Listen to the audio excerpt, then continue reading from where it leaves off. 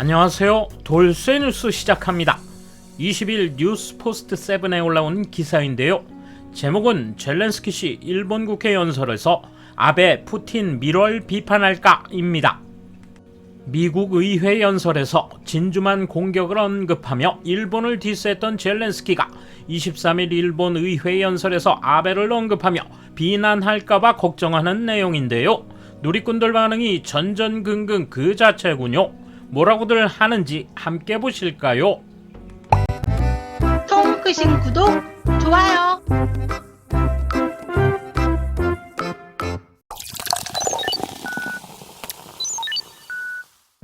젤렌스키 우크라이나 대통령이 3월 23일 일본 국회에서 온라인 연설을 하기로 했다.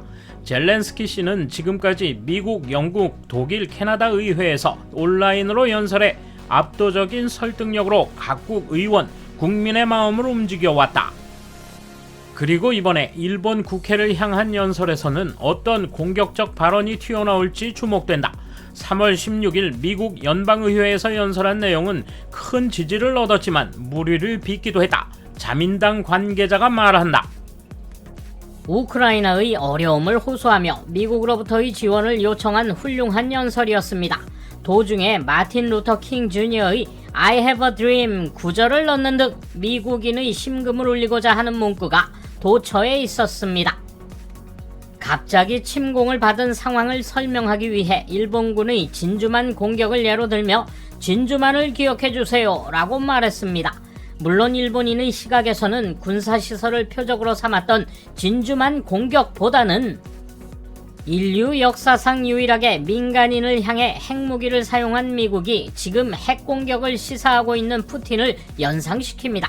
그러나 미국 연설에서 진주만 공격을 언급한 효과는 탁월해 갈채를 받았습니다. 젤렌스키 대통령의 말 실력은 탁월하다. 독일 연설에서는 독일의 지원에 감사의 뜻을 전함과 동시에 최근 독일과 러시아의 관계를 비판하기도 했다. 한 정치부 기자는 말한다. 독일과 러시아를 잇는 천연가스 파이프라인이 결과적으로 푸틴 정권의 전비를 버는 수단이 된 것을 제대로 비판했습니다. 게다가 동서냉전의 상징이었던 베를린 장벽을 무너뜨린 독일을 향해 유럽에 다시 벽이 생겨났다며 그것을 깨기 위한 지원을 요청했죠. 각국에 대해 재해석을 요구하는 상당히 심도 있는 연설이었습니다. 그렇다면 앞으로 주목되는 것은 일본 국회를 향한 연설이 어떤 내용이 될지다.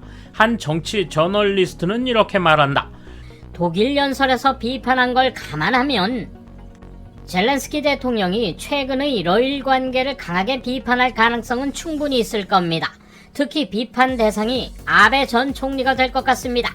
북방 영토 반환을 위한 것이라며 푸틴 정권의 유화적인 자세를 이어가며 재임 중 무려 11차례나 러시아를 방문했고 푸틴과는 27차례나 면담을 거듭했습니다.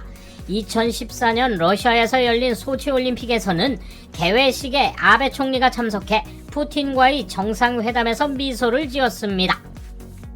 그 직후에 푸틴은 크림의 무력 병합을 단행했습니다. 본래라면 아베 씨에게는 수치스러운 일이었겠지요. 그러나 그 후에도 경제 지원의 플랜 수립 등에 노력해왔습니다.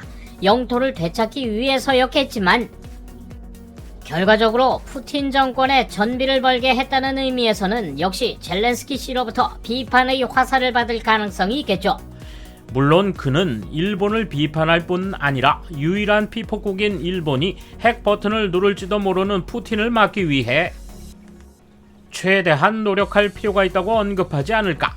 기시다 총리가 히로시마 출신이라는 것도 당연히 알고 있을 젤렌스키 씨는 일본을 향해 어떤 연설을 할 것인가, 그리고 일본 정부는 어떻게 대응하게 될 것인가.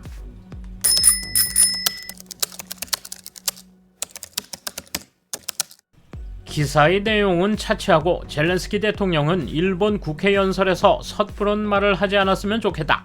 우크라이나에 지원하겠다는 마음이 아직도 높다고는 하지만 진주만 공격을 이야기했을 때 조금 소극적으로 물러선 사람도 있는 것은 사실이다. 일본인의 감각과 맞지 않는 이보다 더한 발언이 있으면 거리를 두고 싶은 사람이 많아질지도 모른다. 대통령 말의 힘이 우크라이나의 사기를 높이지만 일본에 대한 발언도 잘하면 힘이 되고 실패하면 썰물처럼 마음이 쉽게 빠져나갈 가능성도 있다. 러시아의 침략이 나쁘다는 건 공통적인 인식이다. 그렇지만 우크라이나는 완전한 선인가? 일본의 국익에 비추어도 정말 우크라이나가 그래왔는가? 요즘 세상에 우크라이나를 비판하는 건 악으로 몰릴 가능성이 있지만 냉정하게 사물을 봐야 한다. 예를 들어 일본과 관련된 상황으로 북한의 핵미사일 개발이 있다. 이는 우크라이나가 북한과 협력하지 않으면 안 되는 걸로 알려졌다. 따라서 경제 제재만으로 우크라이나가 쇳길이 되는 것 아니냐는 말도 있다. 이 점을 냉정하게 보고 일본은 외교를 전개해 주었으면 한다. 상황에 따라서는 앞의 북한과의 관계도 분명하게 따져야 할 것이다. 우크라이나에 있어서 일본, 북한 등은 먼 동쪽의 아무래도 좋은 지역이라고 생각할지도 모른다. 그렇다면 일본에 있어서도 우크라이나 침략은 먼 서쪽의 싸움으로 깊이 들어갈 필요도 없다고 생각한다. 힘든 것은 알겠고 침략 전쟁으로 일반 시민이 말려드는 참담한 일이 빨리 끝났으면 좋겠다. 하지만 전쟁 전부터 원조하고 있는 일본에 대해 진주만을 언급한 연설이나 아베 전 수상을 비난하는 것은 앞뒤가 다른 일이다. 일본에는 북방 영토 문제나 자원 개발 등 러시아와 관련된 외교 문제도 있어서 이번 건이 없었다면 오히려 러시아와의 외교가 중요한 쪽이다. 필사적인 문제인 것은 알지만 일본도 손을 놓고 지원할 수 없다. 과거 전쟁이나 과거 외교에 대한 비판을 늘어놓을 계획이라면 국회 연설이나 향후 인도적 목적 이외의 지원은 고려할 필요가 있다. 일본은 돈만 내는 호인 국가라는 생각은 그만둬야 한다. 착각이다. 포스트 세븐 기사라서 신빙성은 적지만 적어도 진주만은 이미 언급됐다. 연기가 모락모락 나는 걸 보니 아베 비판 좀 해줬으면 좋겠다는 판타지 기사다. 한편으론 젤렌스키 대통령이 방위력 강화 등을 연설에 포함시키면 곤란하니까 내용을 사전에 확인하고 싶은 게 저쪽 진영의 뜻이다. 진주만 공격 발언이 이미 있었기 때문에 차가운 마음으로 연설을 듣는 사람이 많을 것이다. 중요한 것은 힘에 의한 국제질서의 변경을 허락하지 않는 것이다. 그 이외는 당분간 큰 일이 아니며 일본 미디어의 편향 기사에도 현혹되지 않도록 주의가 필요하다. 현 시점에서 러시아에 기웃거리는 것도 아닌데 그런 발언을 해도 특정 층만 좋아할 뿐 공감을 얻기 어려워질 겁니다.